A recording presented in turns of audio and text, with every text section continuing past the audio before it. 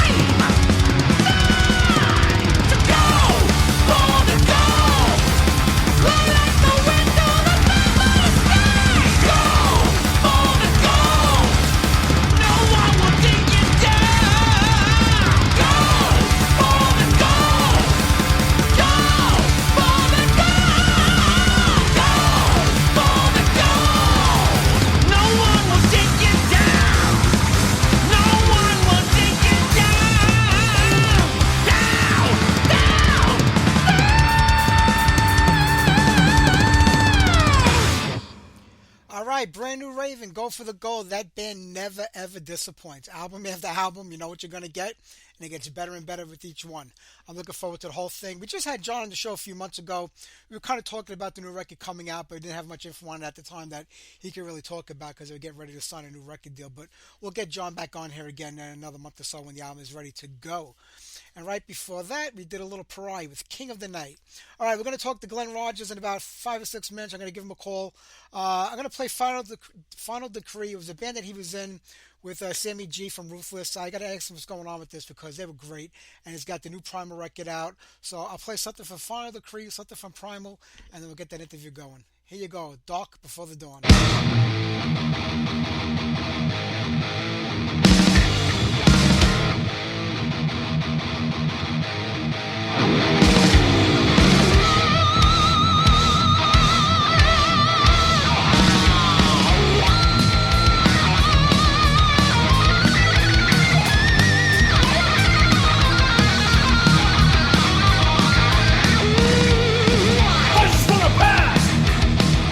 Walls being played, soldiers of the damned.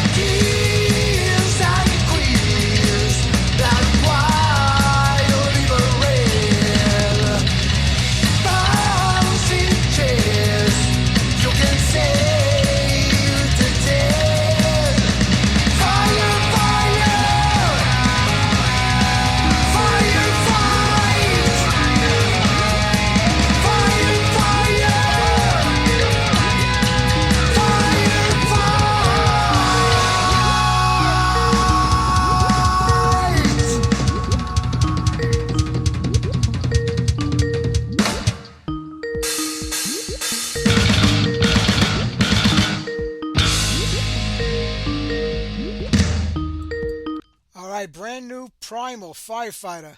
Let me give Glenn a call. I know he was just trying to call me, but I don't know how to get connected when I'm in the middle of a song. So let me call him back right now.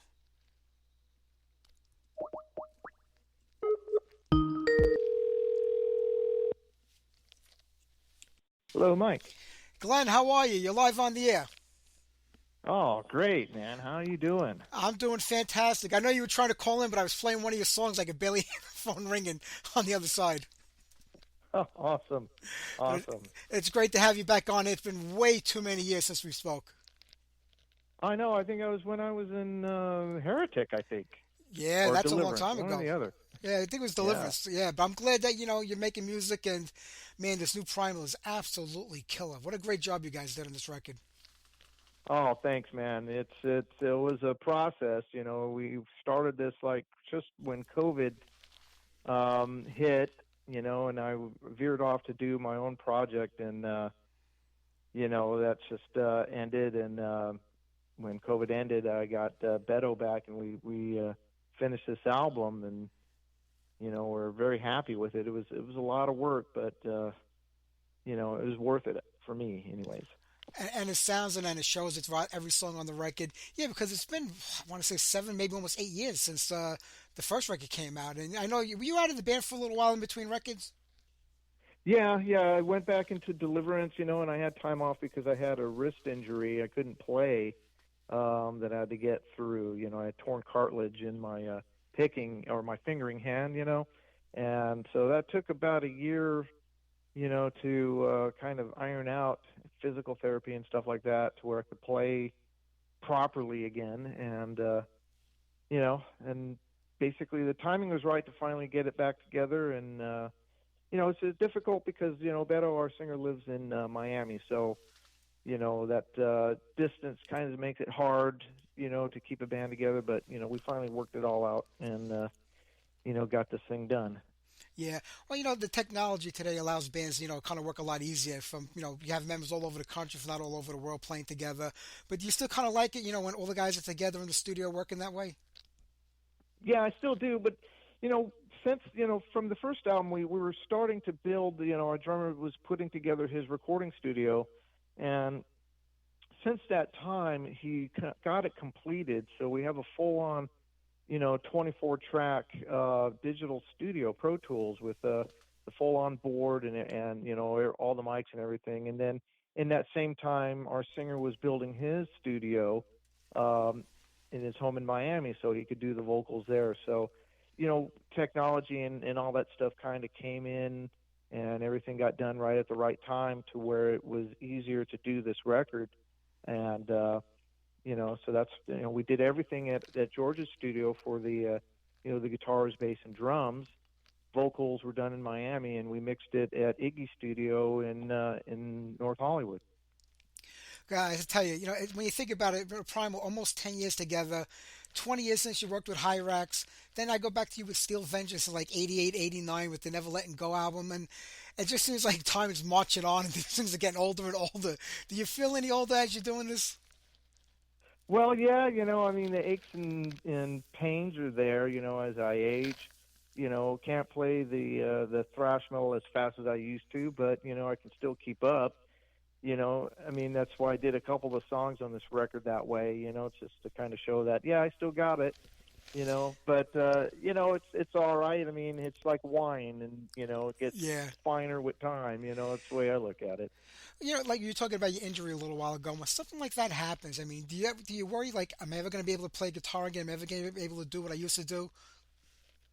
Yeah, to be honest, yeah, I was worried, because I spent my whole life doing this, and I'm like, it was the weirdest thing because I started feeling, something weird when I was, in Heretic. It was like, my hand was like really cramping up a lot, and it was stiff, and I'm like, what's going on with that? And then, went to my doctor, and then he said, you got to go see a surgeon. We did an MRI, and yeah, there's a tear in there, and all those little bones in there, it's just wear and tear of all the years of, doing what I do for a living and playing music. So yeah, it was frightening for sure because, I don't know what else I would do really. I have my regular job like we all do, but, without playing music, I mean, I would find another way, maybe try to learn to play left-handed, but I don't know, man.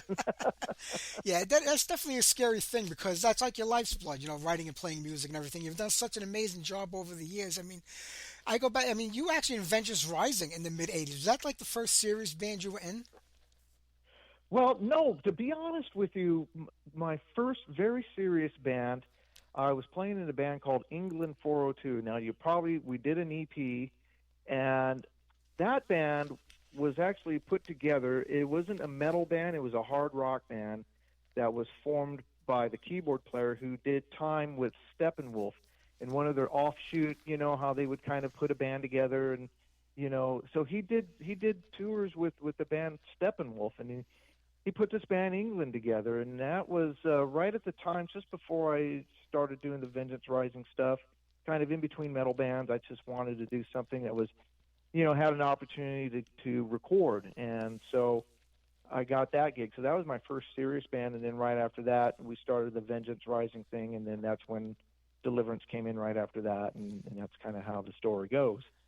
True. When you were playing with the band England, did you think being in a hard rock band and with a man who was a Steppenwolf having that kind of recognition, that maybe that would have been a great breakthrough band? Like, because hard rock was a lot more accessible back then than metal was. Yeah, because we're talking, right at the time where metal was going, and it was very hard rock. So I mean, we were along the lines of like Styx and Journey and stuff like that. Very high end vocal type of thing. And they were all seasoned pros. I was a young kid, I was just looking for a gig, and I answered like everybody guitar player in LA. You have the Recycler magazine, that's how Motley Crue was formed, and I answered an ad looking for a guitar player, and so these are all seasoned older guys, by 10 years, 20 years older than me, and they've all toured, and so I was a young gun, and that's what they wanted. And yeah, I was, they had their own recording studio. It's where I gained so much experience, put me ahead of the game with with a lot of the other bands I joined later that didn't have that experience. Is that when you kind of learn about the music business more than just being a musician and writing and recording? That was definitely the start.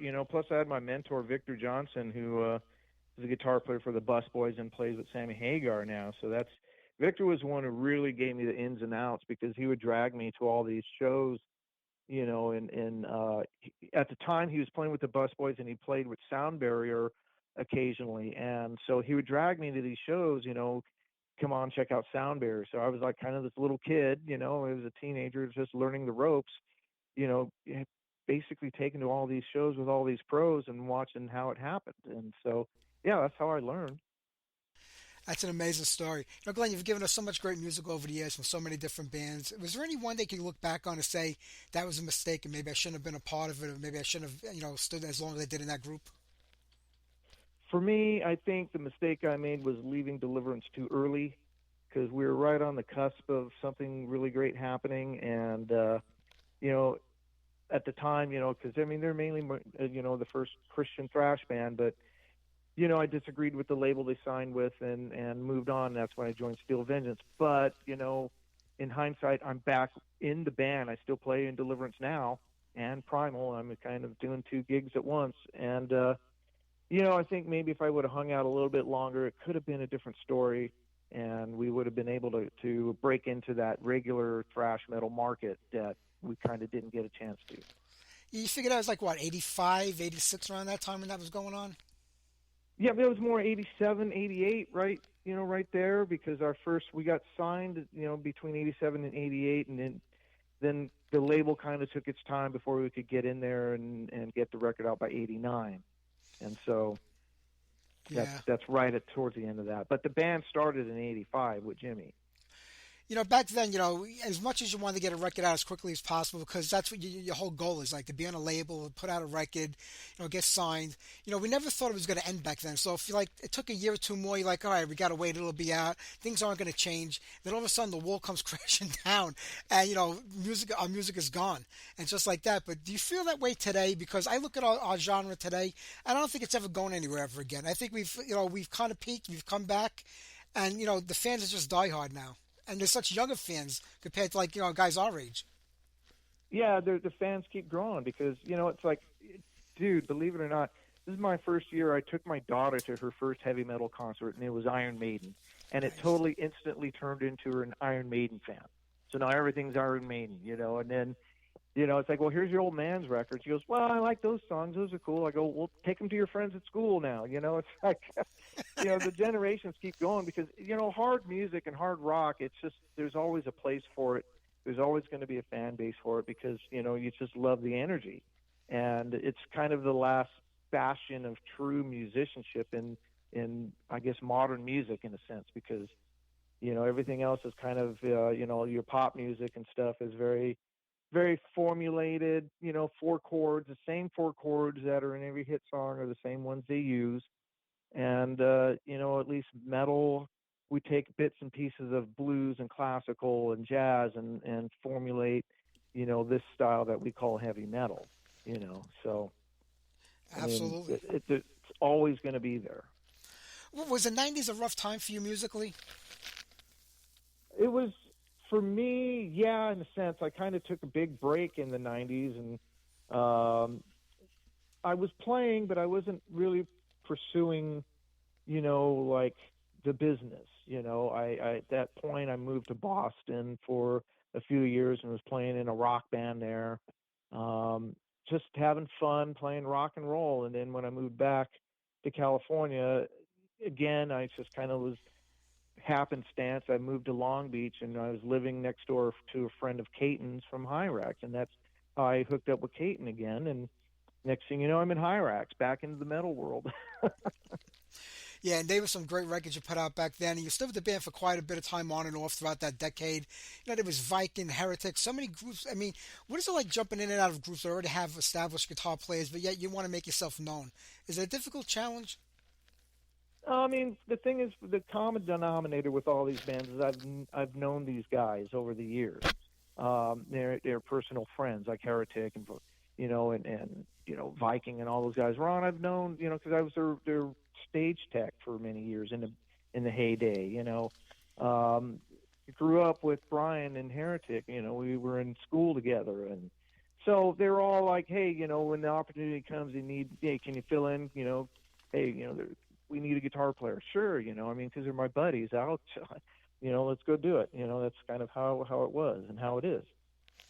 When you join these bands, I always wish that it was so more like I wish it was more with Heretic that you were able to do, and even like recording with Viking. But you feel like when you join to help out, or just because you want to be a part of it, then things kind of get stagnant, and you just want to move on because maybe other members of that band just aren't making things happen, or they're not moving along with it. Well, I mean, like Viking, I never got to officially play with them. There was a point where I was going to join, and it was just because it was distance because Ron was in Indiana, and then I got tied up with Hyrax. I don't know. I mean, it's just all I can say is when the time comes and friends call, I just if I'm available, I'll do it. And it's just I just enjoy playing. So it's not hard for me to pick up, from where I left off with other bands. We all kind of the same genre, so I can just fit in really easily. So I don't know. I mean, I just love playing, and if the opportunity comes up, they ask me, I can do it. I'll do it. One of the things that I loved was Final Degree. Excuse me, I'm all tongue-tied over here today. Degree. You and Sammy from Ruthless. I mean, I remember you telling me about it right before it was about to come out, the single, and then Sammy was on the show right before. And nothing else has come out since that single from a couple of years ago. I know COVID was taking place during that time and it was hard, but is this something that you might get back to one day? Because I thought you guys were really onto something completely new and different with that band. Yeah, well, unfortunately, what had happened was, that's kind of how the Primal, got restarted again because we were recording and working on the Final Decree record. But the thing is, with Sam, Ruthless was his number one band, and the opportunity came for him to sign a record contract and get the band going again. And it just was one of those things where he didn't have time. And, I'm like, well, dude, you got to do what you got to do. I know that's your number one, so we'll revisit it some other time if all the cards line up. So, I mean, we're still good friends. We still talk. There's no hard feelings. It's just unfortunate that, the timing just wasn't there. And, but it worked out for Primal because we said, well, what's our best move? Well, let's talk to Beto and see if he's ready to do this. And it was right when COVID was kind of calming down and everyone is available to do it. So we'll see. That's kind of why I did Final Decree. So it's kind of like my band in the sense that one day maybe we'll get back when Sam's available. Because to me I feel like he's the voice. So maybe I don't know. It's a couple years from now. Who knows? Like you always, it's like wrestling. You never say never. That's right. Absolutely. And I'm looking forward to more of that. Getting back to Primal, I mean, the band's second record, I like I said, you were working on it for a while. The COVID really screwed up everybody big time. I mean, especially the music business. I think they took the hardest hit out of any industry out there. I mean, because they just came to a complete standstill and a shutdown. By the time it restarted again, labels went under, clubs went under, bands went under. I mean, they just couldn't keep it going anymore. I mean, it was really rough. Yeah, and it's still, the repercussions are still there. I mean, we're still we got the record done, but, trying to get some gigs is, rather difficult right now, and we're still waiting for opportunities to happen. They will, but, that's the thing. It's just, you just got to keep plugging at it, and, you got to be a diehard, and that's what I am, for sure. Absolutely. Glenn, you were talking about Deliverance before, being like one of the first Christian metal bands, like, thrash bands, around the late 80s. Was it difficult being a Christian metal band in the 80s? Because I remember Striper getting a lot of flack, but then you had Trouble, which nobody said anything about. They had a lot of Christian-based lyrics in the band, but they were doomy. Was it because Striper was more of a pop metal band, if you want to call them that, or a hair metal band? I mean, lyrically, lyrics are lyrics. I mean, you take what you want out of them, or you make what you want out of them. But why do you think the scene? I just had Les on, from Bloodgood a couple of weeks ago, and we were talking about this. Like, he said, like, they went through hell, literally, because they were hard to get accepted by the Christian metal community, and everyone else was like, out of a Christian band, we're not going to be into them. Why do the lyrics matter so much, or somebody's belief in what they? Because people are writing about sex, drugs, and rock and roll, and everybody's yeah. But if somebody's writing about something that's important to them, it's not good.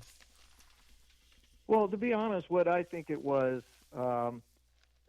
fans don't like to be preached at, and so that's kind of the way I looked at what it should have been is just an alternative as another band.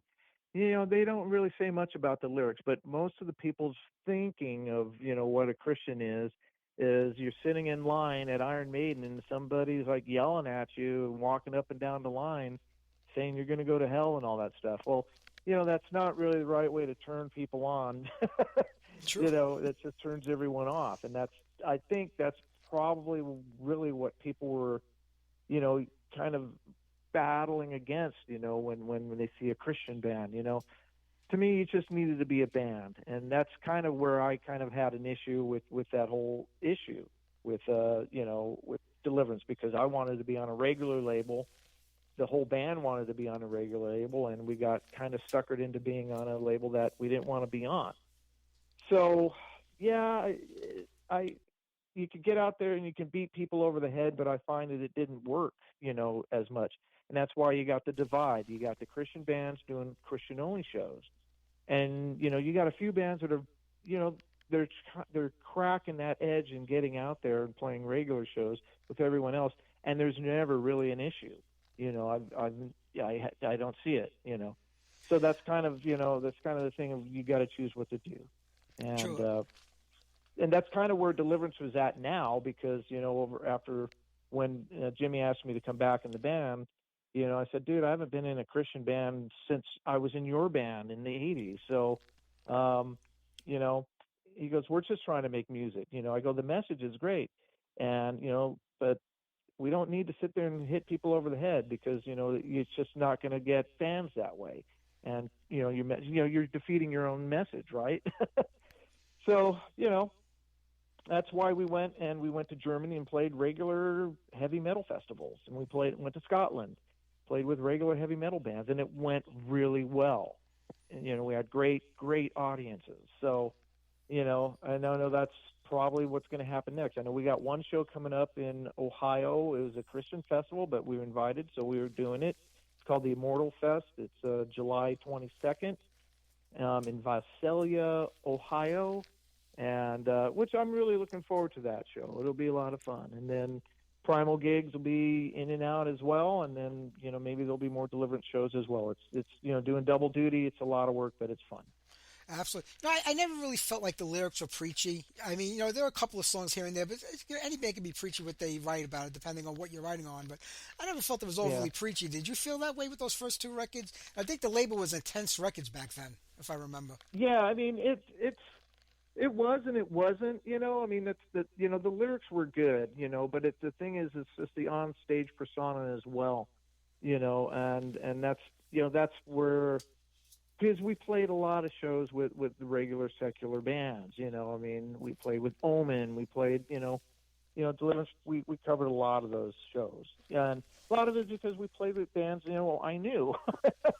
And so that audience. I mean, I've seen it. Where you just kind of get a divide, and that's what you didn't want to have happen. And so eventually, I mean, that's kind of what you see with what happened. Where you have the Christian only shows and you have the metal shows, and trying to bridge that gap is where I think it needed to go. Some bands did it. I mean, Stryper, they kind of do their own thing as well, and that's why they're successful. So, I think Deliverance could have went that way, and bands trying to get that way again to reach everybody, and that's what needs to happen. Sure, but I think old metal fans today are in a whole different mindset. We were so happy when the music started coming back around again, and bands were, reuniting and getting back together and playing and putting out new music, and all these young bands coming out. I think the fan base is in a whole different mindset today. The young fans don't think like that, and the old timers are just glad that you guys are back playing again and putting out music. So I think a lot of that is like kind of passe now. Yeah, I think so too. Everyone's kind of grew up. We realized it was ridiculous. I think a lot of the Christian fans finally figured it out that it's entertainment. It's what it is. It's not. There's no big hocus pocus going on. Really, it's just it's entertainment, and you got to take it for what it is and enjoy it. You love this type of music. You know the difference between right and wrong, and that's what it's about. Absolutely. Is it really a big challenge today trying to get the band out on the road? Because like I said, with a lot of clubs closing down and now with things opening up again, you have so many bands on the road. I mean, clubs are overbooked right now because so many groups are out there playing, and now you have 4 or 5 guys in a band that they have day jobs, they have other things going on, multiple bands. I mean, the logistics of probably trying to get everybody together, to do shows must be difficult today. Yeah, it is. There's a lot of bands, and you also got to realize we're also competing with tribute bands. A lot of clubs, especially in California, the main draw are tribute bands. You have the major bands that'll come through, and then if you're lucky, you get on one of those shows, and then all the rest of the shows are all tribute shows, and a lot of the guys I know play in tribute bands. I mean, half of the Heretic lineup plays in tribute bands on the side. They're in a Priest tribute band or in an AC/DC tribute band. I think even Sammy is joining a tribute band, a Black Sabbath tribute band. Yeah, that's right. Yeah. So I'm just not a good enough guitar player to play in a tribute band. I just do what I do. That's why I write my own music, because I can't play all those other bands very well. I mean, I do okay, but not note for note and perfect. So I don't try. I just I'm just going to do what I do. So. Gigs they're going to happen. They're going to get there. It's just a matter of the right time and right place. And for us, I think for Primal right now, our record just got released, and so we just need to get it out there. Once people realize it's a good record, and they'll start knocking on our door. But we're looking as well. I know there'll be shows coming up. It's just a matter of when, and we'll be ready to do it. Yeah. It's funny you talk about tribute bands. Last week I went out to dinner with my wife to like a local Mexican restaurant that had a tribute band in there. And they did like a couple of different metal and rock bands mixed together, which I was surprised for that place. The same night, one of those bands they were doing covers of was doing an actual live show in Long Island, New York, about maybe an hour and a half from me. And I looked at some of the pictures, like there were more people in the Mexican restaurant watching a cover band doing their songs than the actual band doing their songs in the club they were playing at. I couldn't believe that. Just go figure. I mean, yeah, that's just funny, man. Is But it is it the tacos or is it the music? I don't know. maybe it's both because you get tacos. Dude, I swear, what they do out here, there's one club. They bring in a taco cart, and they have them where the merch booth is. Right? It's rad because you can get sea metal and you get really rad tacos, man. It's awesome. So I mean, that's brilliant. It is. Glenn, when we started talking before, you were saying that you were working on, your own project. Are you coming out with a solo record, or is it something that just you're doing musically? No, that's just Final Decree is pretty much my project. I came up with the name and the concept. So that's in time maybe that'll happen again. I mean, I write all the time, so it's never a problem of having material. It's just the time between two bands and a family and jobs, trying to find the right time to start doing that. So, maybe after we get through the cycle of the Hugh Machine record, there'll be some time to do, get back on the Final Decree and maybe do something with that. But then again, I hear rumblings that there's possibly a new Deliverance record in the works as well. So, who knows? We will see. It's good to be busy. Hey, Glenn, I'm going to let you go because I want to play a couple of songs off the record. I have another guest waiting in the wings. Hugh Machine, on Rocks Records, actually just came out officially 2 days ago, the 31st. Yeah, you can get it on all the digital outlets. You can get it on Amazon. Just look up Primal Hugh Machine, and you can find it. We got a website out there, primalmetal.com. Come check out our website. And, yeah, dude, I really appreciate you having me on. Glenn, it was my pleasure, my friend. I'm going to play Infernal Nightmare, maybe The Cage right after that, but it was great talking to you again. And the next time you have anything out, you come back on again. We'll do this all over. I appreciate it, Mike. You take care. Take care, my friend. Bye-bye. Okay, bro. Bye-bye. Glenn Rogers of Primal. Let's get on Infernal Nightmare.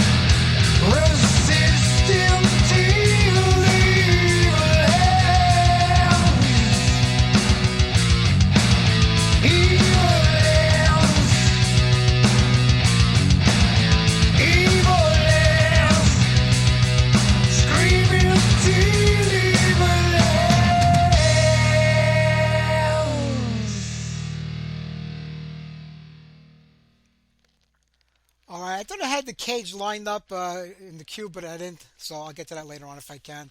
We're going to get to Peter Baltes of Accept and his new band Ashrain in about 10 minutes. I want to get on one or two more songs. We don't have a lot of time for chit-chat, the news, or anything else tonight. We still got to get to Carla Harvey from Butcher Babies. That interview was actually recorded earlier today, so we'll get to that after Peter. We're going to talk to Peter in about 10 minutes or so. So how about we do something off the Thrasher compilation record? This was Carl Kennedy's project back in the 80s. Had a lot of different players on this album and singers. We'll do Hot and Heavy, and then right after that, we'll go into our Demolition segment.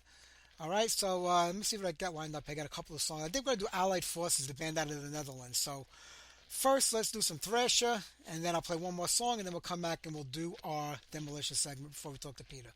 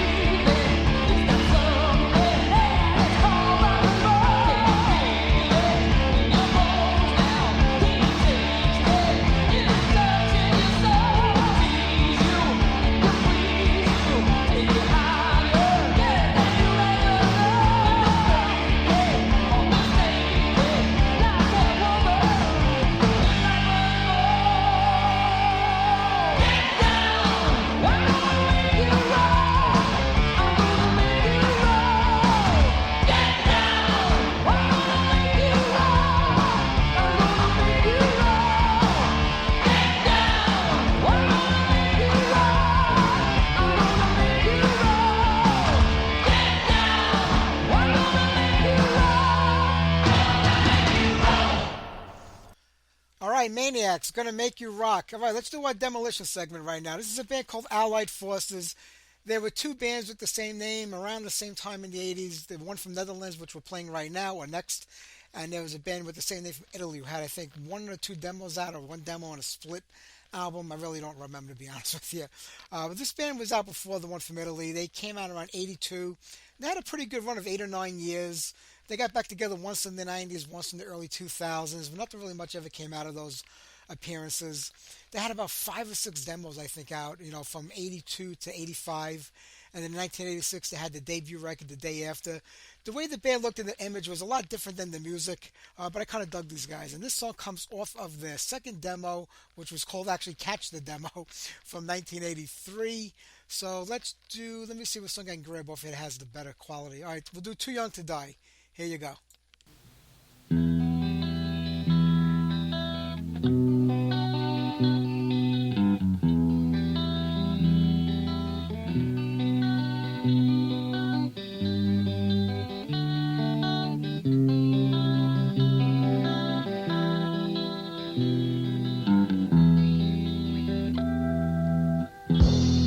Now when it's much too late,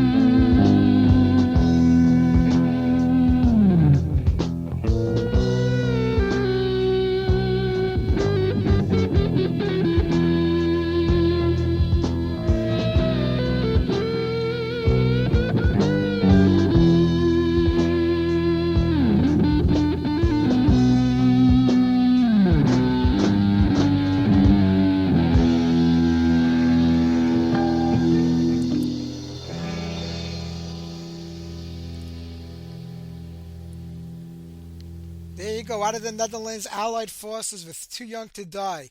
All right, we're going to talk to Peter Baltes, formerly of Accept. He's got a brand new band called Ashrain. We'll play a song off their debut record called Symphony of Despair. We'll talk to Peter. Probably play some Accept right after that. Then we got to get to Carla Harvey from Butcher Baby, so it's going to be a long night here. So batten down the hatches, boys. Here we go.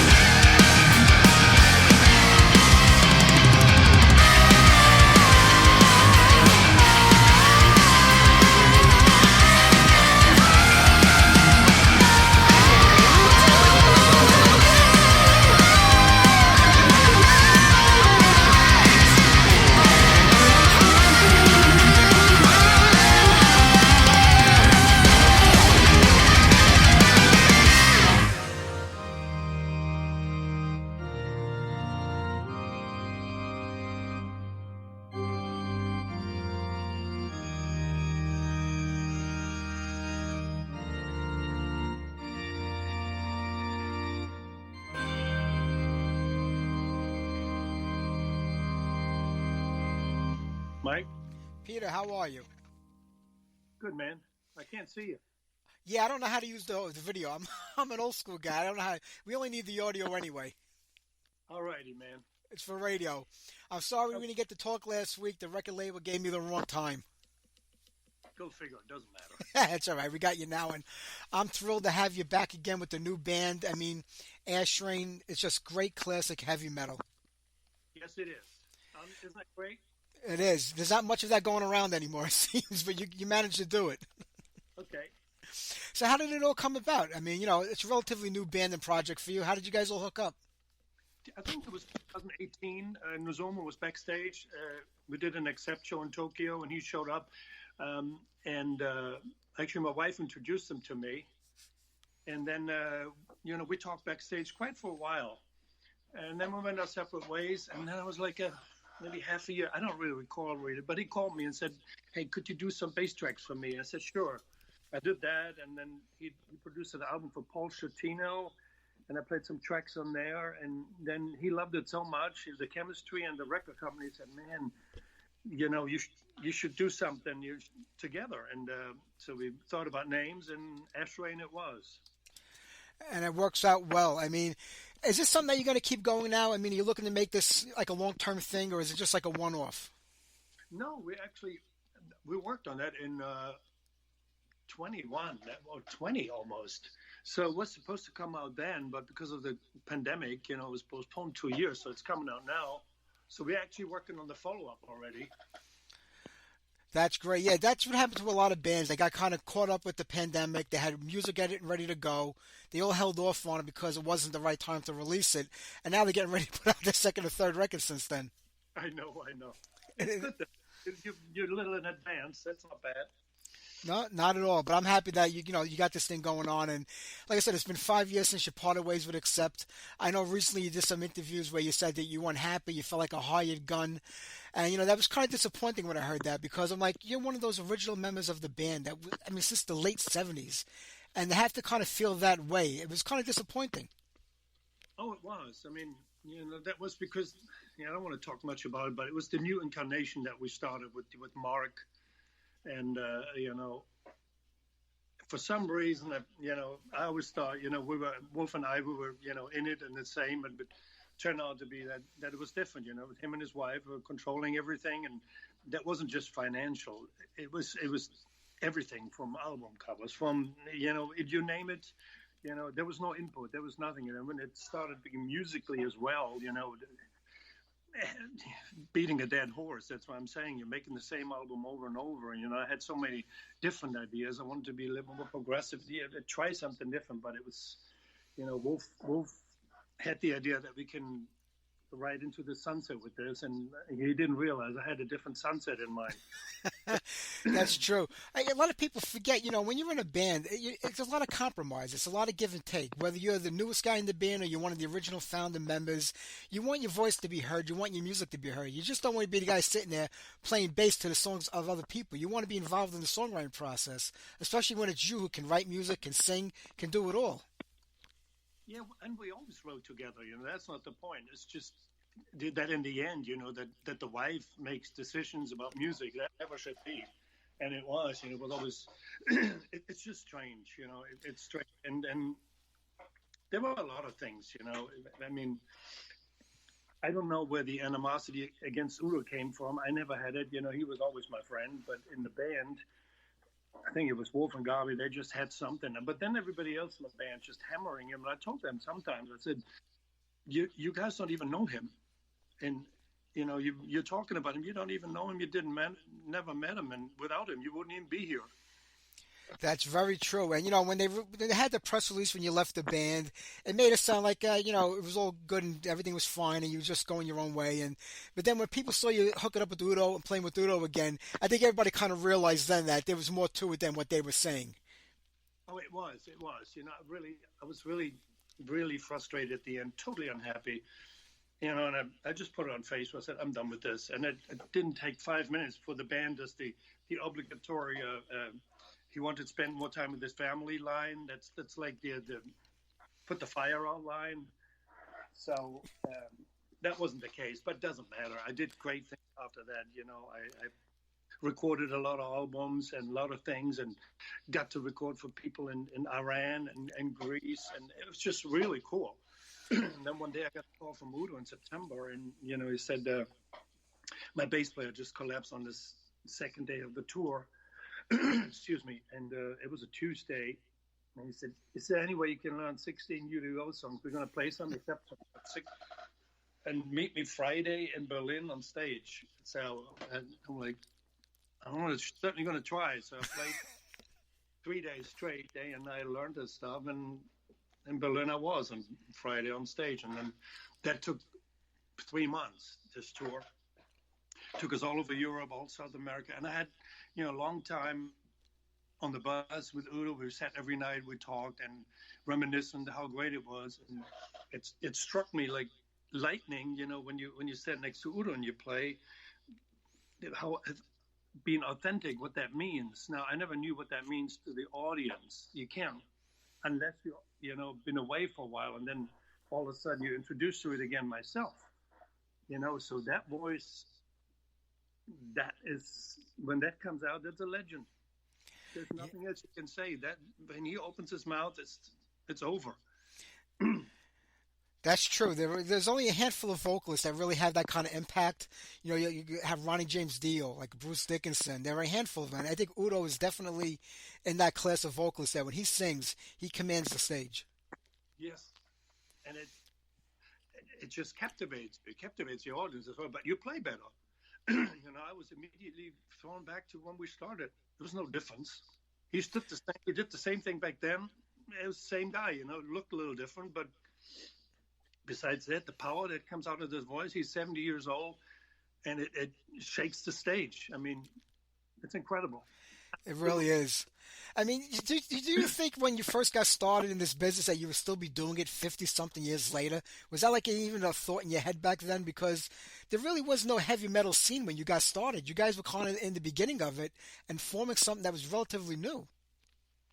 Sure, that is true. And, when you're that age, you don't think at all. Everything comes out of your gut. Everything Yeah. you hate, everything you play, you just live day by day and enjoy it. And as long as you get a beer, you're good to go. That was back then. But over the years, you got introduced to the demons of the business. And in our case, it wasn't drugs. It was the business side of it. You get introduced to producers, labels, all these things. And then, it becomes a job, and there's a big difference. And, like I said this before, I wasn't in it for the fame or the fortune. I was in it for the craft. And my biggest joy always came from creating things. We'll be able to create and then play it live and see people react to it and loving it. That's my high. Some other people get it from a lot of money, big cars, or, walking around always dressed like a rock star. None of that applies to me. It's literally just creating, and I create every day. I write, music for film and TV. So I've been in my studio every day, 7 o'clock, 8 o'clock in the morning. I create something, and that is my high. That is my passion. That's great that you do that still. I mean, it is the music business, so unfortunately, some way down the line, the business becomes part of the music that you're playing. I mean, is it possible, like, to separate yourself from the business part of it and just concentrate on the music, or do you really have to have a team of people that you work with that you can really trust, with everything? Because basically, they control your outcome, especially the financial outcome. That is correct. You need you really need a team that you can trust, and that is almost impossible. That almost doesn't exist in the music business. There's a couple, Iron Maiden, there's a couple that with the same people, the same crew until they die off, the same people saying everything. But that's, in a way, a lot of people always piss and moan about, Spotify and this and that, and you don't get any money anymore. No, it's a different world, but you can be your own master, you really don't need the labels, There's plenty of artists now that just go straight. They record their album in their home.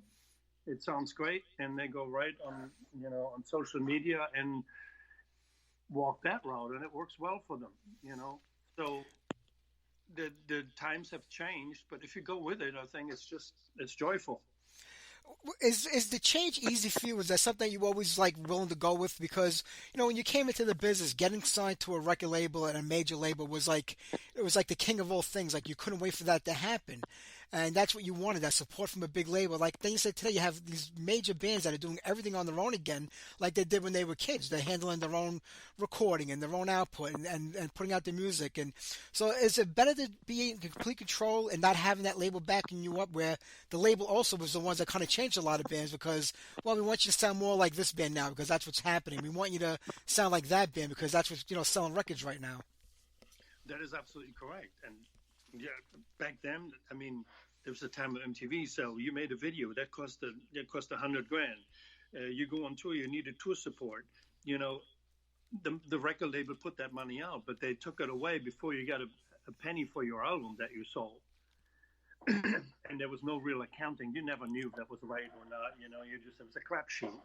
So for young bands nowadays, being in control of everything, to me, is a benefit. And it empowers you. You might not make the millions. That's not the point. These times are over anyway. There's only, a handful of bands that do that. And even of them, if you look, most of the artists nowadays, they don't even tour the big ones. They just go to Dubai 3 times a year, and that's enough. Play for some schmuck in a private party or oligarch or something, and don't even tour anymore. So it's not about the fans. The business model today is literally just breaking it in as fast as you can with the least amount of work that I have to do for it. So I prefer the little bands, and there's plenty of little clubs where you can go see somebody play who's really talented. They have great music. They put everything into it, and that's how it started back then, and it just blew up. Sure. I mean, where do you see the business going? Like because you figure like a band like Metallica, Iron Maiden, Judas Priest, we're all getting up there. We're all in our 60s now. Some guys in their 70s. We can't go on forever. So when these bands are done, I mean, where's the next group of bands coming from? They're going to headline Madison Square Garden. They're going to play the big arenas. It seems like there's no farm system in place anymore to nurture younger bands to get them to that next level where they can be the big headliners and the big stadium bands. There might be a time where there is no big metal or rock stadium bands anymore. That they just all play small, and the ones that play the stadiums are the Drakes of the world. You know what I mean? There's a new form there where you really don't, you need a band to create. You do it all in the box and you sing on it, and you go up there and you have a DJ and you have tons of lights, and that's changing. You can't compete with that anymore anyway. If you go to any DJ show, the visual is just mind-blogging. So the last big act that probably will survive is Rammstein, because of the sheer monumental show they have. But anything else, the only time you probably see metal or rock bands in an arena if it's 3 or 4 of them, or in a setting. True. It's okay to me. It's really not about that. It's about, it always was an underground thing from day one. It was. It absolutely was. And, you talk about Rammstein. I remember when they first came out saying, I don't know about these guys. I don't know if they're going to make it. The next thing you know, they're like the biggest band in the world. Well, I mean, John Zazula was a friend of mine because I lived in Newtown, Pennsylvania, and he lived in New Hope. So, and, he was like, he had the first little label, and he signed Metallica and all these bands. He had a record store. I mean, back then it was all under the radar. And then now it's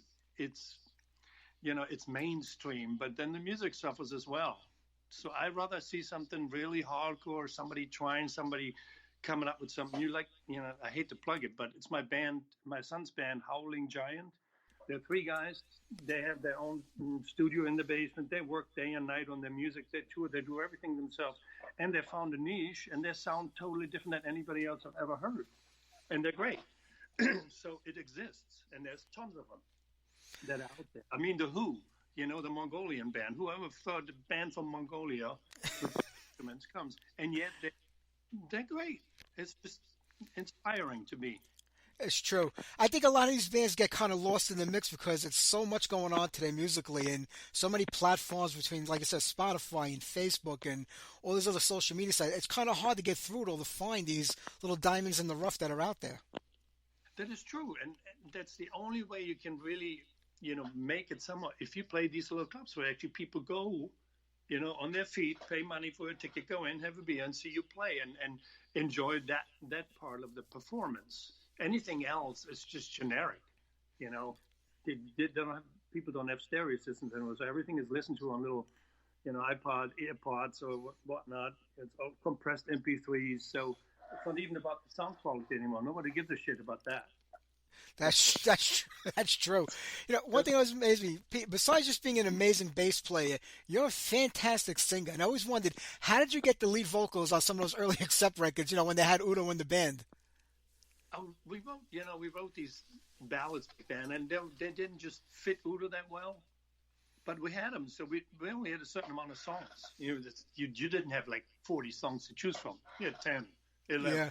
So they were there. So you sing it. You just point at me. You can sing a little, and that's how it goes back then. There was not much thinking about it. And I always like to sing, but I have a really progressive background. Like I said, my first albums, I listened to Emerson, Lake and Palmer, Yes, things like that. Totally. Later on, Rainbow, Deep Purple, and then AC/DC it ended with, and Priest. But so singing, I was always singing, in my head or at home. So when I did these couple of tracks in the beginning, it was just fun. But even the Scorpions hired me then to play on Animal Magnetism. There were some background vocals. They were too high for Klaus, so they called me in. We were in the same studio, but. I like doing it, but I can't remember shit, so I would never be. That's good. I get not doing more singing with Accept because Udo was the singer in the band back then, and like you said, as you moved along, there were more and more songs, and he had to sing them. But did you ever think about doing something in the studio where you just wrote and sang everything? No, I'm doing a solo record right now. I've been working on it for a couple of years, and that same thought came up, and. Most of it I sang myself, and I'm thinking, I really want people to hear this live. It would be cool to play festivals, But then I have to sing it with the teleprompter. And then I just stand there. But I'm a bass player, I want to move. I want to feel the music. I can't do that when I just stand there and have to concentrate on singing. So that will never work. So then I have to take a singer. But then it's all awkward because the album I sang. So so I decided I'm just going to find a singer that I like and have him sing it this way, and maybe do just a couple of where we sing together and I do like a ballad, something I could do live, and that's the end of that. That would be great. Musically, the solo record, what kind of direction is it going in? Is it focused on metal or rock, or are you kind of experimenting with everything that you've been into? Yeah, I would say it's a mix between Rainbow, Whitesnake, Little Dream Theater, like progressive, and little Yes, and I put that all in the back, beat it, and then whatever comes out of that. That's how. That's great. Those are your influences, and that's what you want to shine on. Did you ever feel kind of pigeonholed musically, where you were writing music or being a part of something that you just said, "I'm not really into this no more, but this is what we're doing, and I have to kind of go along with it"? Oh, no, that never occurred to me because. That's who you are, and that's where you come from. And as a musician, you have so many different other outlets where you can, like I said, when I do my other work, my regular work. So no, it's when what you do on a yearly basis when you make your records, if you don't really put that much effort in it anymore, and it becomes the same thing, and you just go save people like this, that only works for AC/DC. Yeah.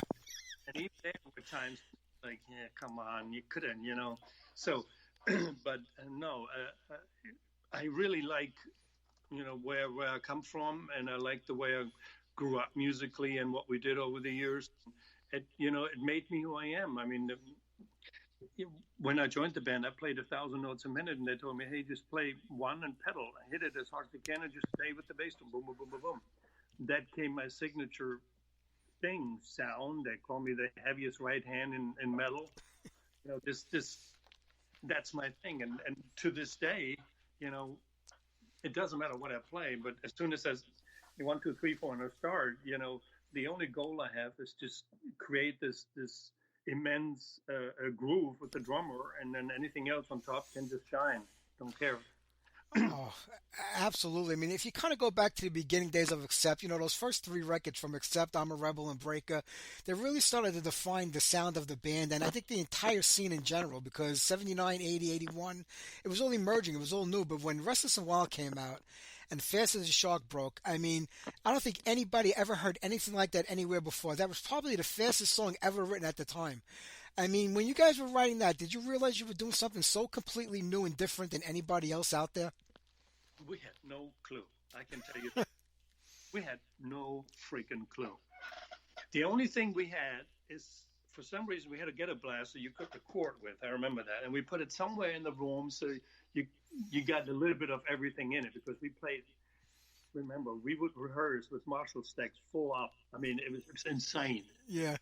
But most of the songs that emerged were mistakes that we made. Somebody made a mistake, and then you would go, hey, hang on, stop.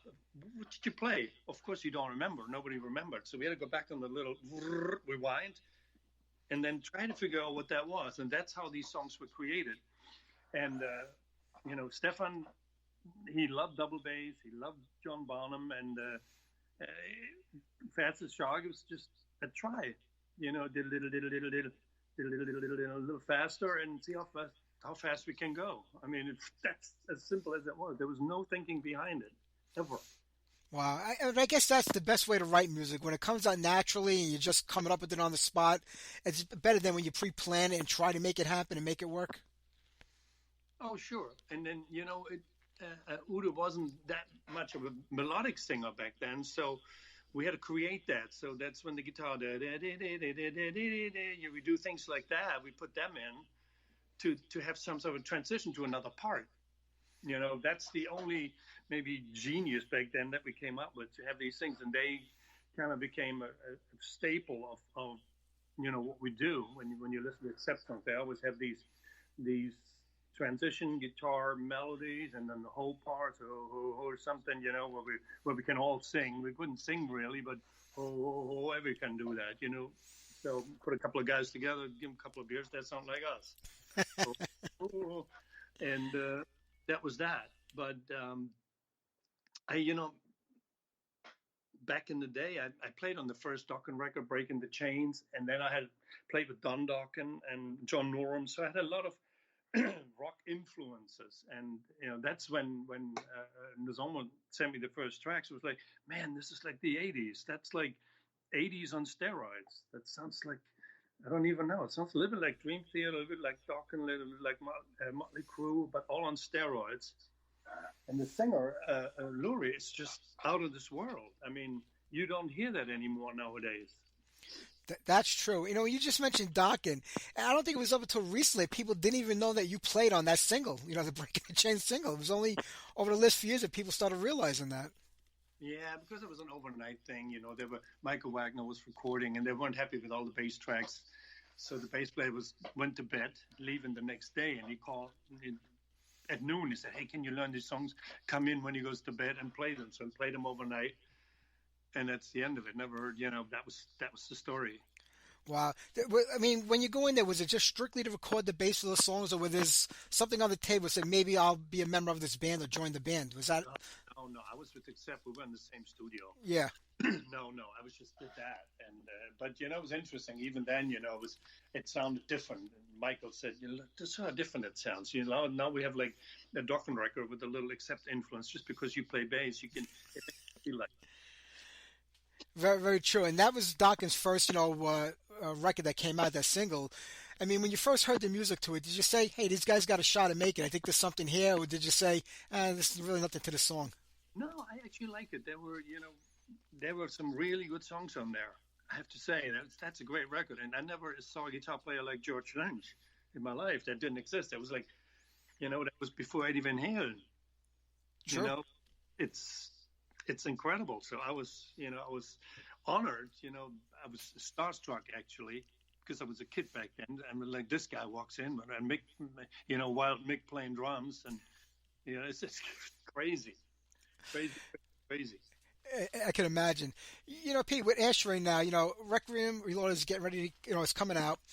I mean, are the plans this year to take the band out on the road? I know you're working on new music for the next record, but as far as Life Run goes, anything happening this year? No, not this year. But we're working on more material, and we could do 45-minute festival thing, something like that. So maybe next year, if we get the chance, I would really like to. This needs to be played, and he looks great, Nozomo. He has an amazing look, and Luri is just a great singer, looks great. I think it would be a great band to go see and listen to these songs. Absolutely. I mean, when you start up a new band or a new project, I think for the first time, there's a kind of feel like you're starting all over again because there's good and bad to that. You're like, well, I've been here, done that. I know what it takes to get this band to the next level. But then there's also that excitement that comes with being in something brand new. So is it kind of like a mixed bag? It is a mixed bag, but, again, the excitement was there anyway. But I never met Luri or Andy C. yet. So, it was just trying to figure out their personality, and I figured it out kind of by the way they played.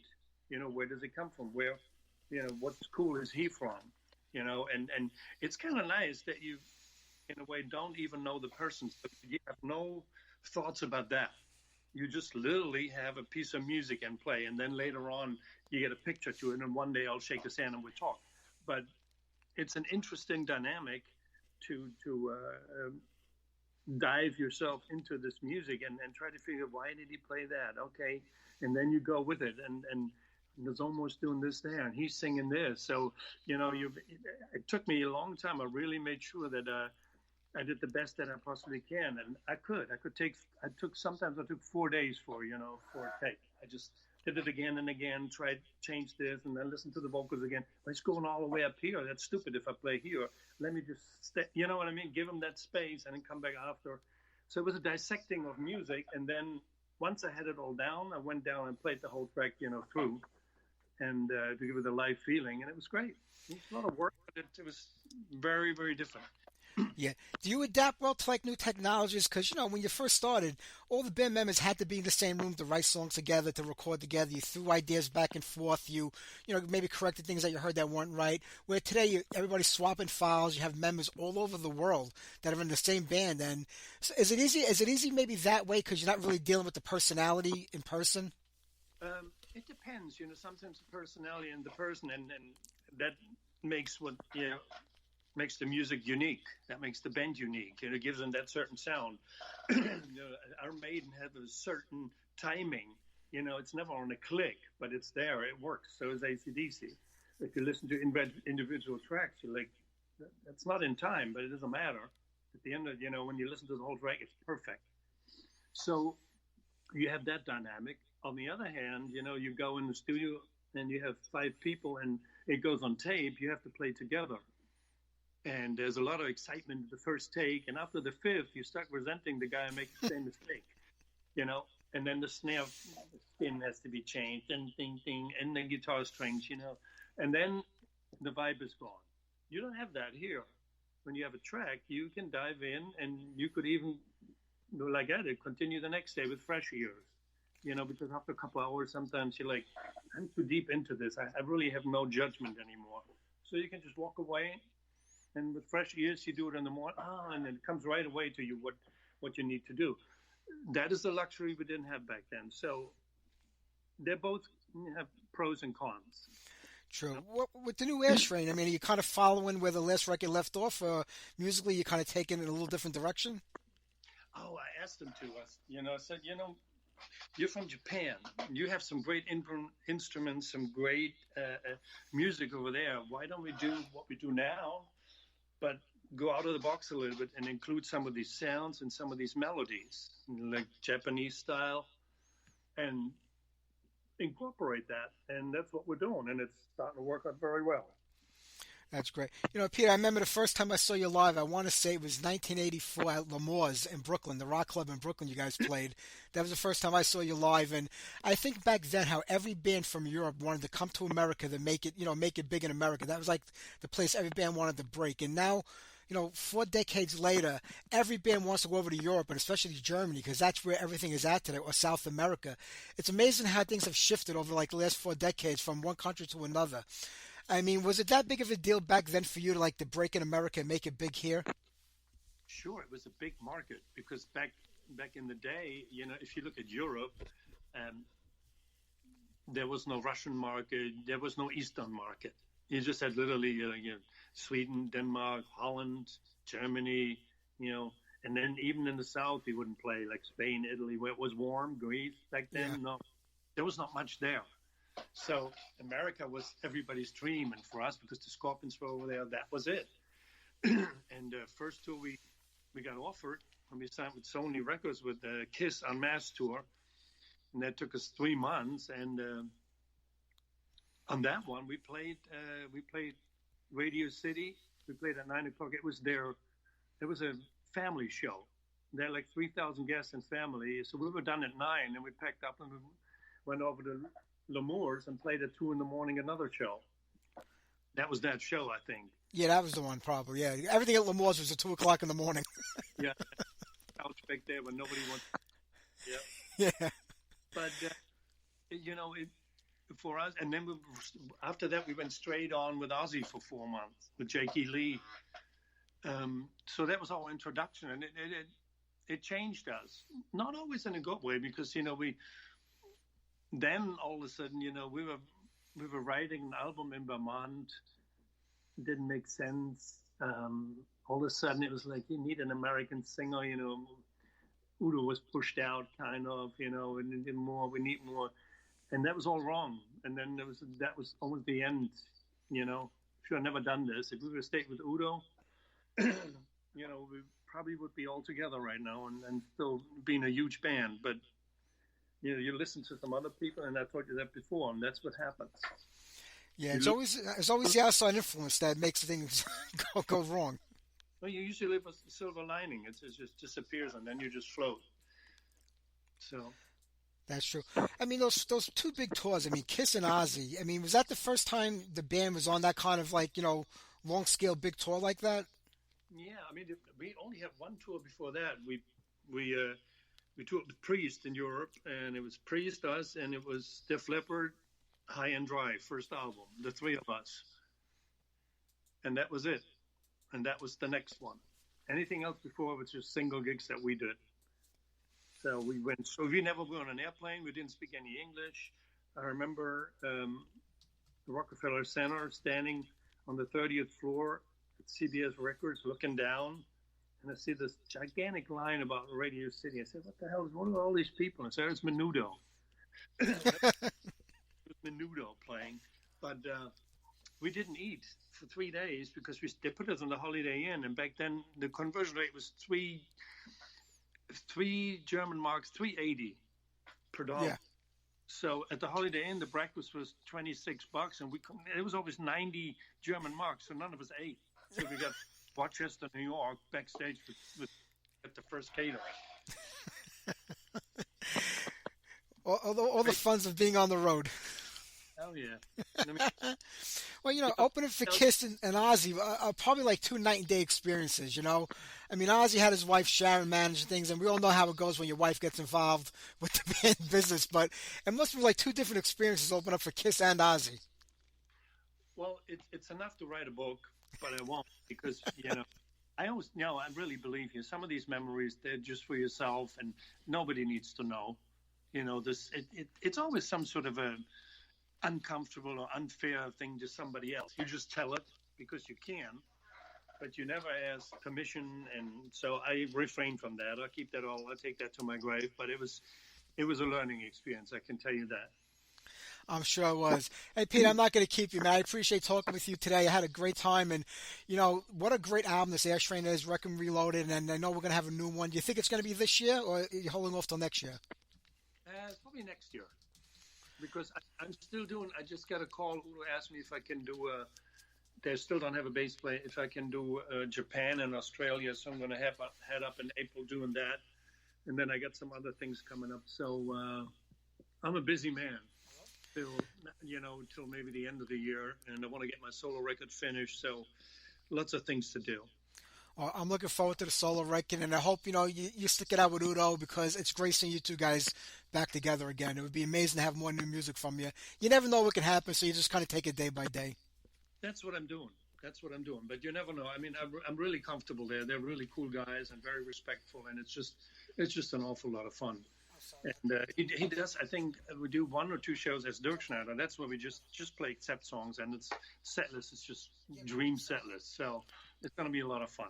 I'm sure it is. Peter, the best of luck with everything you're doing. I cannot wait for that solo record to come out. I'm looking forward to it. All righty. And don't forget to check out Howling Giant, my son's band. I am going to do that right after we hang up.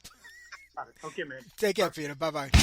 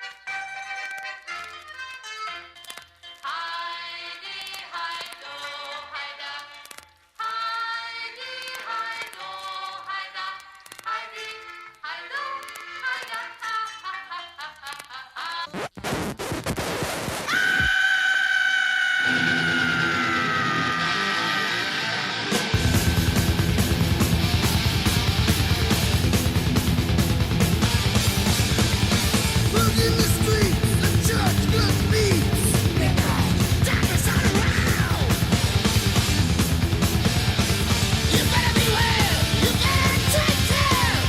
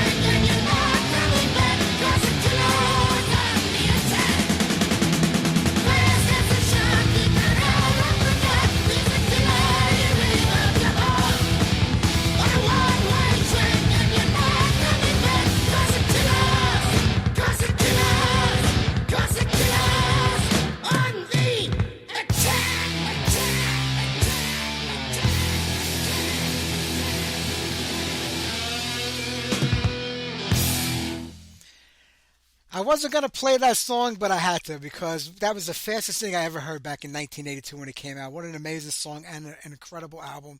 It was great talking with Peter and Glenn, but we still got one interview left to go. Carla, Harvey from Butcher Babies. We're going to get on one more song before we start that interview, and then we're going to wrap it up here tonight. A late show, definitely for us. So we don't usually go past 8 o'clock.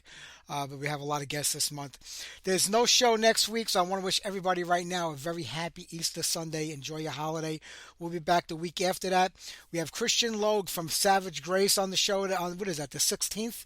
As well as Dave Hughart and Bill Simmons from The Wrath. So don't forget to tune in the week after next. Enjoy your Easter, everybody, in case you're not around for the end of the show. But let's do, how about we do some Evil Invaders? Then we'll talk to Carla, and then we'll play one more song, and then we're going to wrap it up here tonight. So let's do, off the Evil Invaders record, Mental Penitentiary.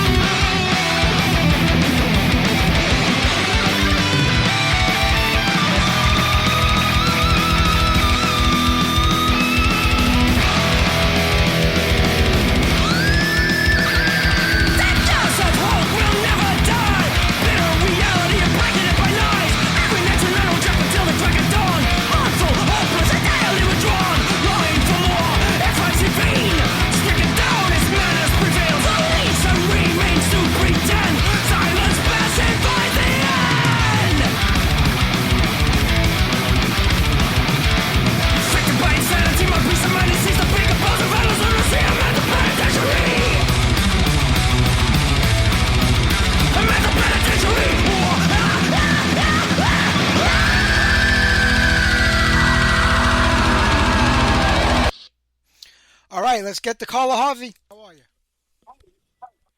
Hey, how are you? I'm doing great. It's a pleasure to talk with you today. back at ya. Well, listen, a big fan of the Butcher Baby since you guys started, and I can't believe it's been 10 years since Goliath came out, the debut record. It feels like just yesterday. I trust me, if you feel that way, imagine how I feel. Like the last decade has gone by in the blink of an eye. It's been honestly the ride of a lifetime. So exciting. And that's a good thing, too. I mean, you have to work so hard today or any day, to get to the top of your game. To make it in the entertainment industry, whether it's music or TV or anything else, is an impossible thing to do, and you guys did it. And I love the fact that, you kind of take it on the chin a lot also because everybody roots for you on the way up, and once you get there, they find a million ways to tear you down. And you guys just keep coming right back at them. We're trying our best here. I think the special thing about all of us is that we had all moved to LA with dreams and goals, years and years ago. I moved to LA in 98 and I found these people who had the same dream as me. We all found each other later in life. We weren't 20-year-old kids starting a band. So to us, it was kind of like our last chance band almost. And it was the one. So that's, a testament to like perseverance and never giving up on what you want in life. That's so true. When all you guys did meet and hook up, was there like a common goal or a common intent besides just making it in the business? Did you all have the same vision musically of what you wanted and where you wanted the band to go? Well, Heidi and I started the band together, and we wanted to, play metal. We had been in a band together previously doing punk rock covers, some metal covers. We wanted to do our own original music. And it was hard to find the guys at first because people didn't believe us when we said that we wanted to be in an extreme metal band. And, we brought Henry in first. He was an old friend of mine that I used to go to see bands like Meshuggah with. And he was perfect. And then we found our original bandmates, and it was honestly like magic when we all got in a room together. And finding people that really shared the same dream and goal as us was life changing. It was the first time any of us had that.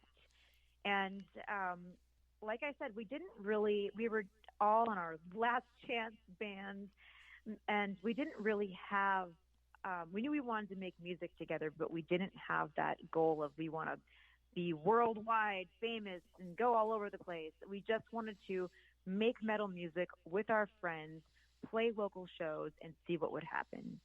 I don't think that we could have ever dreamed that we'd be in this position a decade later.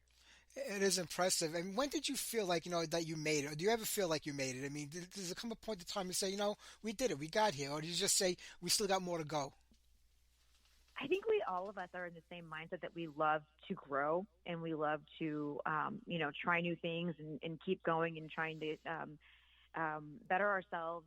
And I mean, but it's also for us, I think, just having fun at this stage in the game and looking at how grateful and lucky we are to, as you said, it's a hard business, and we are lucky enough to be able to tour the world, see a million places, and you have our friends at our side. So for us, that is making it, none of us are rich. We don't have, a lot, but we have each other and we get to travel the world and do what we love. So sometimes that is making it.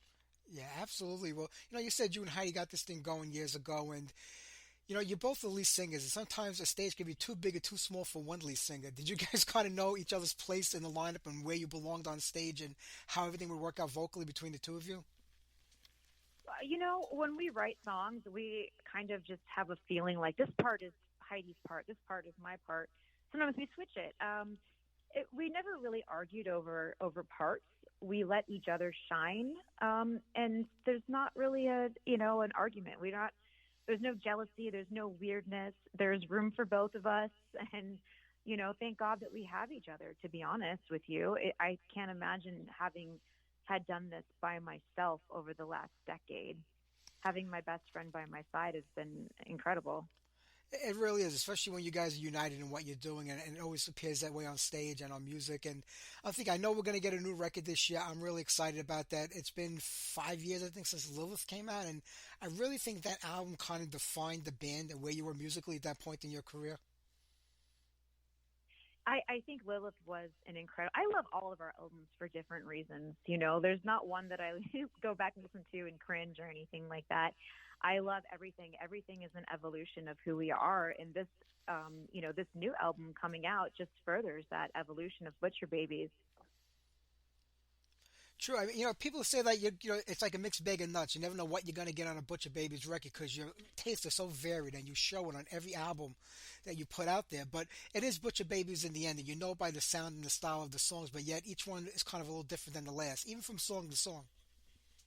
Yeah, but I think that that's what you get when you have two singers who grew up liking different styles of music, and then you add in, our guitar player who likes a completely different kind of music. And we put everything together and come up with what I think is, like you said, just Butcher Babies.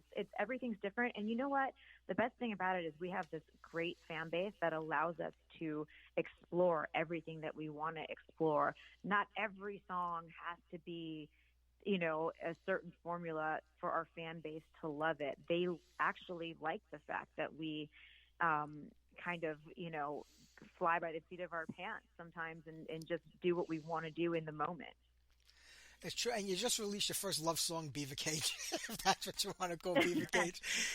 It's an amazing song. I mean, lyrically, people have, I think people get one connotation of what it's about by the title, but it's really about something different, and people really have to read the lyrics and listen to it, to understand it. But, over the last 2 or 3 years, you guys have put out about 5 or 6 or more singles. Are these all going to be on the new record, or were they just give outs to people to keep them occupied till the record came out? We haven't decided yet. We started writing our album in 2019. We took 2019 off to write with the intention of touring in 2020, and then we all know what happened in 2020. So some of those songs we had written in 2019, and now, after the pandemic was over, we had to kind of recoup and regroup and try to decide what we were going to do next. So we decided to write a whole new album. So I think we're still kind of deciding whether to throw everything all on one album or maybe have an EP and a full length, but it's coming sooner than you think. So get excited while we finish up those little details and make those decisions. Just sit tight and get excited. Oh, we will. And, the part of putting out singles, I think, is a great thing because if you go back to the beginning of music in the 50s when rock and roll started out, every band put out singles. That's all they did. There were really very few records that came out. Bands just put out single after single after single. And that kind of disappeared in the 70s and 80s when AOR came around and bands were putting out full-length records and just released a single. But I think today it's important to have them out there because people do need to find out what the band's up to. And you can't be forgotten about today. There's so much going on that if you don't keep people occupied with something, they forget about you. Oh, I think so too. People have very short attention spans nowadays because we live in this, digital age. So much social media is shoved down our throat. There's always something new to look at, something new to listen to. So yeah, you have to keep putting yourself out there and releasing new stuff. And also, I like that when we put out a single, you can give that a song so much attention, the attention that it deserves, rather than having it get lost on an album. We love all of our songs, so we want everyone to see how awesome they all are individually. True. You talk about short attention spans. That's a problem that is going on in the world today with everybody, especially the younger generation. Does that make it harder as a musician when you're writing songs that you kind of have to grab them and get them right away, or do you just say, hey, if there are fans, they like our music, they know where we're going with this, and they're gonna have to just go along for the ride? I think that's always been true about, writing songs. And, there's some songs that are slow and you let them breathe. And there's other songs that you want to get people's attention right away. I think as long as it's organic, the formula doesn't matter. People can sense authenticity and they love when they hear something that they connect with. True. Over the last 2 years, with COVID and everything, I think the music industry kind of took the biggest hit out of every kind of entertainment industry there was. I mean, bands weren't able to play for almost 2 years. During that time, every band was in the studio trying to write records. Now it's opened up again. Now you have a gluttony of bands all releasing albums, all going out on tour. Is it just as hard now as it was 2 years ago with too many things happening and people having to pick and choose where they're going? I mean, I think that it's very hard with the state of the touring industry. Everything is so much more expensive. It's expensive to get out there. It's expensive to go to Europe. It's expensive to get a bus anywhere. So I think it's harder And I think that you really have to have a true passion for the business and a love for what you're doing to actually keep doing it. It's a struggle. It's not like, back in the day where you're in a band and you're making money, and it's hard for us out there. But again, if you love what you do, you go forth with it and you just make it happen. That's all you can do. I mean, just recently, Godsmack, a big well-known band, had to cancel the South American tour. They said we weren't selling enough tickets, and they couldn't risk taking the chance of going down there, with the way things are with money today. So that is definitely a big factor in where bands can go and where they can play. Yeah, and not to mention when you get to the venues and they're taking even more of your merch money, which is the way that we make money, out when we do tours in Europe and so on. So it's harder and harder, but we're doing the best we can to hang in there and do what we love to do. You guys are doing that without a doubt. Did you find out just how brutal the business could be when you really got involved and the band started to take off? Or was it something that you were kind of made aware of as, you were getting into it in the beginning? Well, I'll tell you a little story. When I moved to Los Angeles in the late 90s, I moved there in 1998, I went to a bar called the Cat Club, and I saw someone that I had just seen on stage in Michigan playing a huge show with a big band, and they were the bartender at this little club in Hollywood. And my mind was blown. I'm like, and I asked, why are you here? You're in a band. What? I didn't understand. My young, naive brain couldn't understand why, a rock star in my eyes would be working a regular job at a bar. And now that I'm older and I've toured the world and I get it, I see that I think the biggest misconception people have with playing music is that, you get in a band, you get signed, and you go on tour and you're a rock star and you're making a ton of money and you live in a mansion and driving a fast car. And it's not like that, especially nowadays. You have to work grueling schedules. You're on tour. In the beginning of our careers, we were on tour 10 months out of the year. You leave behind your family, your friends, your pets. Your whole world has to be centered on a band, and then you come home with just a little bit of money in your pocket. So it is more grueling than anyone expected, I think. But at the same time, there's nothing like the feeling of walking out on stage and seeing these kids sing back the lyrics that you wrote to you. So it's a give and take. Oh, absolutely. And, if anybody has seen the Butcher Babies live, it's definitely a high-energy show. I mean, you and Heidi are all over the place. You dominate that stage. It's really out there. I mean, so when people say it must be difficult doing that night after night in the shows, I mean, I think any music, that's the easiest part of what we do. The hardest part is everything getting to that point and getting there and the traveling and everything else. It's definitely daunting and grueling. Oh yeah, for sure. For the show is definitely the easiest part, and it's not always easy, especially as a vocalist. You have to really protect yourself on tour. You have to sleep long hours and make sure that your voice is ready for a show. I'm constantly stressed out about whether or not I'm going to lose my voice, if I can't get sick, and so on. So that part is stressful. Being on stage with your friends is the best part of the day, the easiest part of the day. The greatest feeling in the world. But it is the long hours in between those hour-long shows that is the grueling part. Yeah, the whole behind-the-scenes things from the movie Rockstar doesn't really exist anymore. And if it did, it's not easy to live that way. It's a different time.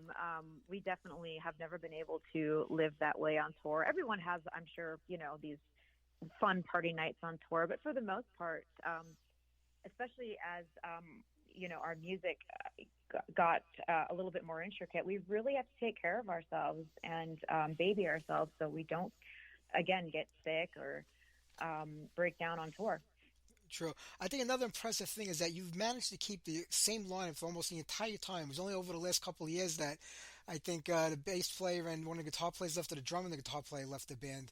I think Chris was gone and Jason left. But other than that, you managed to keep the same lineup up to all those years, which is kind of hard to do in this business. Yeah, I mean, the thing is, no love has ever been lost between old bandmates. The thing is, it's a hard business. And when you have a family, Jason has a beautiful daughter that he needed to spend more time with. your life changes as you get older, and sometimes you can't do it like you used to.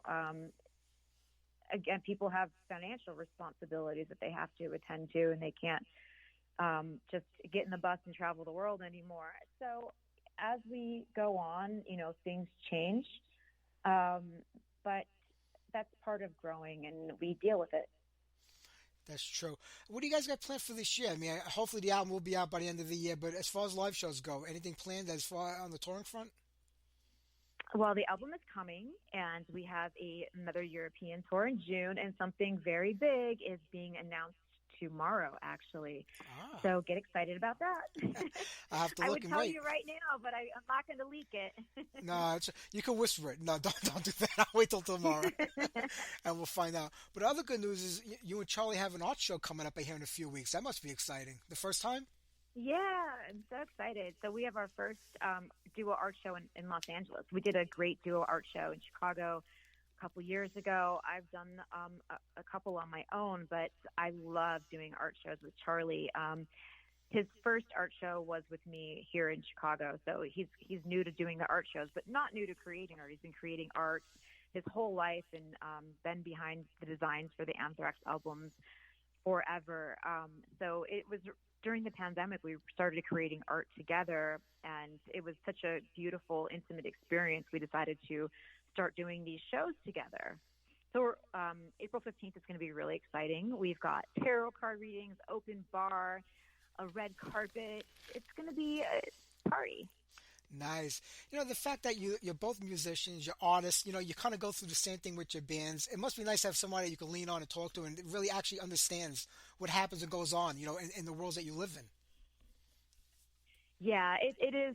I know that he understands what I go through. We go through the same things, but I will say it can be even harder because there's times when I have to go on a tour and he's home, and then as soon as I get home, he has to leave on a tour. So if I want to see the man, I have to go on tour with him for a couple weeks, and so it can be like ships passing in the night. But luckily, the last few years, we've been able to be at home so much together. And it's been really awesome to spend this time together. And I go with him tomorrow to Japan to see him play with Pantera. I do what I can to be around him, and he does what he can to be around me, when we're both on tour. True. And I'm glad that you had those couple of years together, but I'm happy that you're both back out again, creating music and playing live, because that's where it's all at, especially for us fans. Yeah, well, we can't wait to see you guys out there. Carla, I'm not going to keep. I know you're doing these things all day long. You got to talk to another bunch of people just like me, so I'll let you go and catch a few-minute break. But I can't wait for this year. Hopefully, I'll see you guys in the New York area. Yeah. Thank you so much for talking to me, and we'll see you soon. Thank you, Carla. Take care. Have a good. Bye. All right, I want to thank Carla Harvey from the Butcher Babies, Glenn Rogers from Primal, and Peter Baltes from Ashrain. Everybody, you have a very, very happy Easter next Sunday. We're off the air. We'll be back the week after that with The Wrath and Savage Grace. Don't forget to tune in. We're going to get a little sappy here tonight and wrap it up with some Pretty Maids.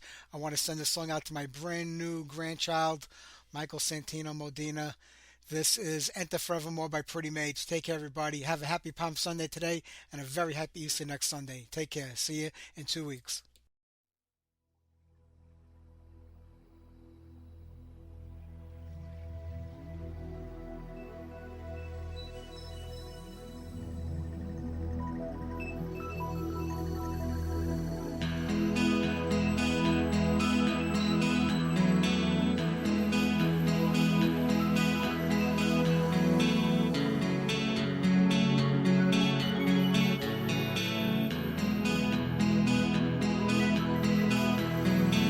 Listen to me. There are things that our eyes can't see. There are sounds that our ears can't hear. Something bigger out there. Something divine. Something good that could change our minds. Something pure on the other side. To lead us safe from here. Yeah.